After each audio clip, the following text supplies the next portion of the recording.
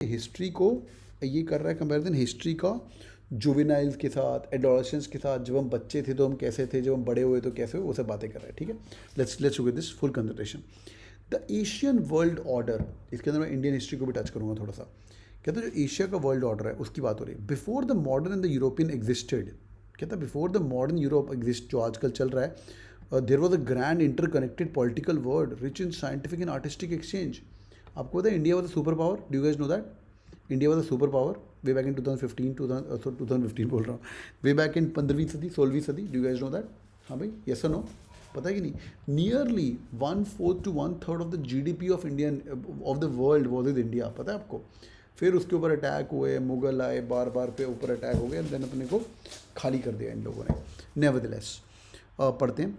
आयस्की Zarakol is a professor of the international relations at the university of Cambridge. ठीक है, author के बारे में पढ़ लेते हैं। वेर शी ऑल्सो, लड़की है, has an appointment as a political fellow at the Emil college UK.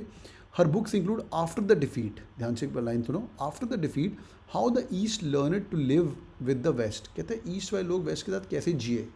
After the defeat, defeat होने के बाद कैसे हुआ। डिफीट किसकी हो रही है? हाँ भाई, डिफीट किसकी? ईस्ट की कि वेस्ट की? जल्दी बताओ, डिफीट किसकी, ईस्ट की कि वेस्ट की? जल्दी बताओ, बताओ। अभी तो मैंने एग्जांपल दिया ऑन द चैट, फटाफट।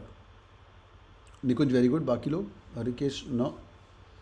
East east east east, west west west west west, east east east, बताओ तो जल्दी बताओ। ईस्ट ईस्ट, बहुत बढ़िया, ईस्ट हारा यार।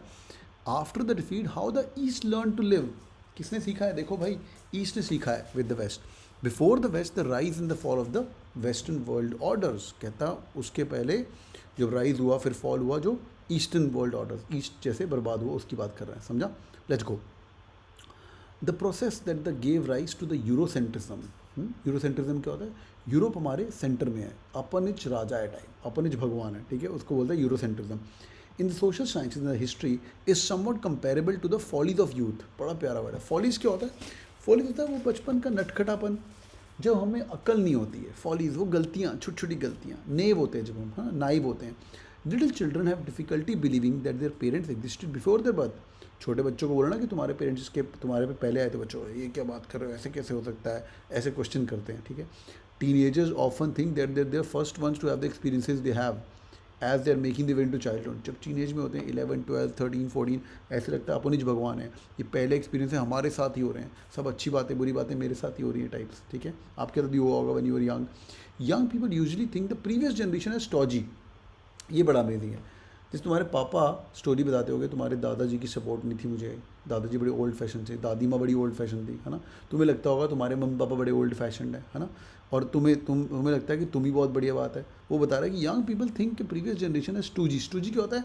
बड़ा ही मोटा, नॉट मूवेबल, ट्रेडिशनल एक्सेट्रा, उसको हम बोलते हैं stodgy, and old fashion. And of themselves as uniquely special and innovative. और बहुत ही यूनिक और स्पेशल अपने को लगता है, अपन ही भगवान है, अपन यूनिक है अपन। And they imagine they will be for ever as if the time will stop moving after that. उनको लगता है कि अपन ही भगवान है। अरे उसके बाद भी आने वाला है, हाँ उसके बाद भी आने वाला है। तुम्हारे खुद की शादी होगी, बच्चे होंगे, then you will be thinking about the same process जाएगा। अच्छा, पैराग्राफ बहुत बढ़िया, एक और पढ़ें क्या? मज़ा आ रहा है? एक और पैराग्राफ पढ़ें, हाँ है ना? बताओ भाई।